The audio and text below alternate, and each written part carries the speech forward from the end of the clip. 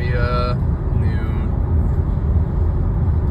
Piolet assist, and step one would be pressing this little blue button right here, and that puts on the cruise control safety shield, and then all I got to do is press down on that right there, boom, and it already grabbed it, and it's locked in the lanes as the little steering wheel guide saying, you know, put your hand on the steering wheel. It just did, so it goes back to green. And then I can put like what I call defensible space, like 10 car lengths, 8 car lengths, 4 car lengths, that kind of thing. Different distances to the car ahead of you. I can now increase the speed with my fingers over here. And yeah, so doing a great job of you know, guidance on the road.